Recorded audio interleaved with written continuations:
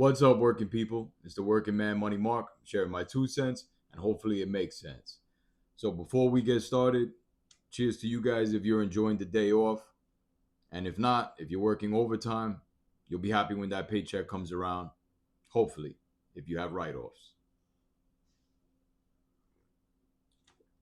So, before you get started in the construction industry, I wanted to share this video because there's a lot of interest in people getting into the trades. Gen Z, Gen Alpha, a lot of people are starting to realize the trades have great benefits, great pay, especially if you're union. If you're non-union, there's still great pay in that too. We can argue that in another video one day. But today, I wanted to start on the negatives of the construction industry. So this is going to be a two-part video because otherwise it would be too long. So let's just focus on the negatives today and end with the positives because truthfully, I've been in this business over 23 years and I believe that there are a lot more positives than there are negatives. But you can't go in blind. So you got to know everything. You got to know all the facts. So, first thing is waking up early. Now, if you live in a major MSA like New York City, where I live, or LA, or Chicago, or San Fran, Miami, your commute is probably going to be an hour or more. This is just the way it is. In New York City, in the five boroughs, it's very expensive to live. Most people that live in the five boroughs are renting. So most of the time, guys live in the suburbs, either Long Island, Westchester, sometimes even beyond that. There's guys that travel all the way from Pennsylvania. Okay. Guys and girls, women too. All right. There's a lot of women in the trades. So when I say guys, you know what I mean. Um, so yeah, what does that mean for you in the morning? Most of the time, we're starting at 7:30. Some jobs are 6:30. So a good range is about 6:30 to 7:30.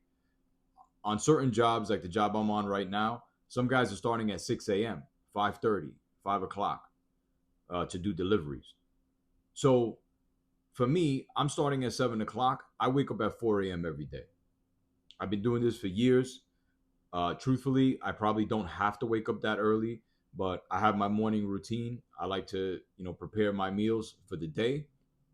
And like I said, I have a certain routine and I try to adhere to that most days.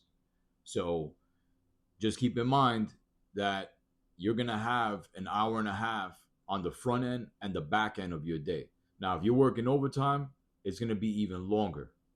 So take that into consideration. If you're not a morning person, this is probably not for you. There are night jobs and there are special circumstances where, you're going to have a 6 o'clock start, 6 p.m. start, or, if you're working graveyard or something like that, certain jobs need to be done after hours. But those are the exception, not the norm. So keep that in mind if you're not a morning person. It's hard on the body. I've been doing this for 23 years. I try to stay in reasonable shape. Some days it requires a monumental effort, especially if you're mentally and physically exhausted at the end of the day to force yourself to go to the gym.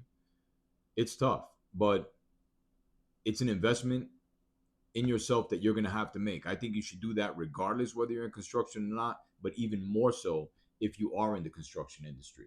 Because if you're going to do this for 25, 30, 35, 40 years, you have to be in good physical condition. You're lifting heavy things, you're climbing up ladders, you're working in awkward positions. And, and I want to add that, you know, I'm an electrician, and a lot of people think that electricians always do light work. Not true. Okay. The electrical industry is vast, which I love about it, by the way. And, sometimes you're going to be lifting heavy pipes. Sometimes if you're working with 4-inch galvanized pipe, 4-inch PVC coated pipe, each of those, one stick or one length of pipe, 10 foot long, is over 100 pounds. So you got to be in pretty good shape to be doing that all day. All right. So just keep that in mind. If you're somebody that you're not in the best shape, you're a little on the frail side, then my suggestion to you is, start working out, start trying to train, and adopt that for the rest of your career if you decide to go into the construction industry, because you're going to have to stay in good shape. And that's not just lifting weights, okay? It's yoga, it's, um, you know, flexibility, stretching, okay? So these are all components that you're going to have to incorporate into your exercise routine if you want to be in the construction industry and you want to be healthy, right? Because you don't want to be injured. If you're home, you're not making money. So just keep that in mind. Number three, working in the elements. Again, everybody thinks electrician, you're working inside, you're changing fixtures, you're doing outlets. Not true. Electrical infrastructure in general is very vast. So generally speaking, electricians are on they're on the job from the very beginning, setting up temporary power, and we're on the job all the way to the end, doing the finished work and doing some maintenance related and testing activities. So keep that in mind. Um, in the summer, you're going to be working when it's 90, 95 degrees. Here in New York, it gets over 100 sometimes. All right. If you're working in the southeast or southwest, even worse. I know those guys usually have earlier start times. Um, and same thing can be said for in the winter. So in the winter, you're going to be working in the freezing cold. Right? There were jobs that I've been on where we didn't even have a shanty. Now, a shanty is like kind of like a locker where everybody gets together, you get changed in the morning, or you have your break, your coffee break, your lunch break, um, a place to get warm in the winter, a place to cool down in the summer. So some jobs are at a point where it's at a transition phase, and we haven't, been given a room or a certain area where we can set up a shanty. So you're out in the elements, like literally in the cold, and it's a terrible feeling. I mean, and for anybody that's in the construction industry, you know what I'm talking about. So again, keep that in mind that if you're someone that's a little bit sensitive to the elements, let's say, you're going to have to be prepared mentally to deal with that. It is a mental challenge when you have to do the job in those circumstances. It's not easy. Number four, work can be inconsistent.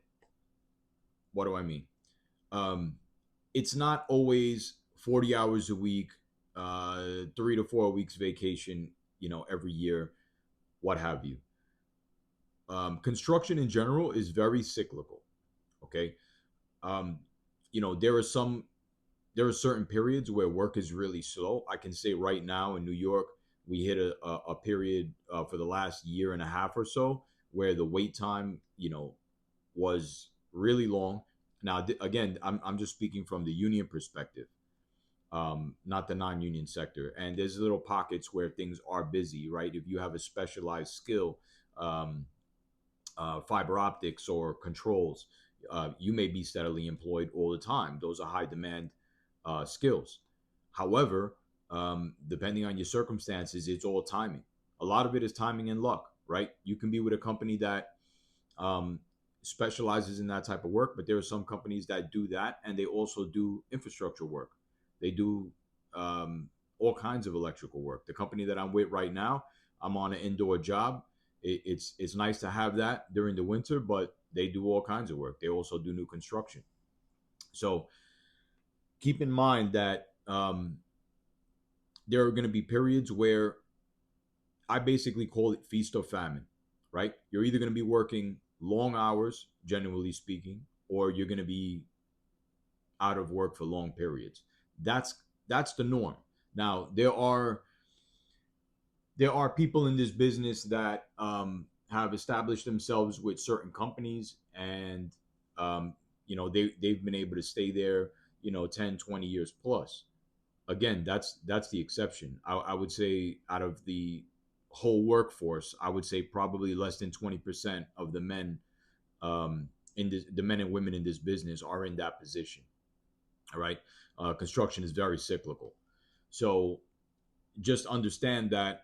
Um, and for instance, my union, we have a furlough program so that guys, men and women that are out of work, can have an opportunity to work and you know accumulate benefits, so that you don't have a certain section of the workforce always working and everyone else not having an opportunity. So we have a furlough program. So when, let's say it's 12 weeks, so you have to furlough for 12 weeks, and during that time period, the union hall sends replacement workers to get another opportunity. And in a lot of situations, those replacement workers get kept as the basic workforce for the shop. So there's always that opportunity, right? But just keep in mind that if you're somebody that needs that kind of stability and you're not used to it, um, it can be a challenge, right? You're gonna have some tough times, and you need to be prepared for that. And that's exactly why on this channel I promote financial freedom and setting up multiple income streams while working your full-time job. Check out some of my other videos, because that'll get you on the right track, both mindset wise and financially. And the last thing is, it's politics as usual. What do I mean? A lot of people think that in construction, there's no politics, right? Not like in the white collar world. Not true. There's a lot of politics, probably even more so in the construction business than there is in the white collar world. Now, in my opinion, I think that's because it's just human nature, right? You have a lot of backstabbing and things of that nature when times get tough, right? Because there's a certain amount of jobs and guys don't want to get laid off. And, you have a lot of people that can potentially hurt you. Now, truthfully, I always try to stay on the positive side of things, right? But this is just human nature. You have to understand this about this business as well. Um, Not only that, but in a larger organization like a local union, or in a bigger company, there's going to be a lot of nepotism, right? There's going to be certain people that aren't pulling their own weight, but because they're related to someone, right? But the point is that there's always politics, all right? So you have to be prepared for that and understand that, um, this business is a business just like any other, okay? So keep that in mind. Don't go in blind. If you're interested in the construction industry, it's a great industry to be in. Now, those are some points. Whether you agree or disagree, if you're in the industry, please comment. Let me know what you'd like to add to this list. This is not an extremely comprehensive list. It's a shorter list, um, but it's just to give you an idea if you're interested in the construction industry. And the next post is going to be about the positive side of the construction industry. So, if this was insightful in any way, you got some value out of it, please like and subscribe. I'm trying to build a community here of like-minded people, and let's get a dialogue going. Have a great day, guys.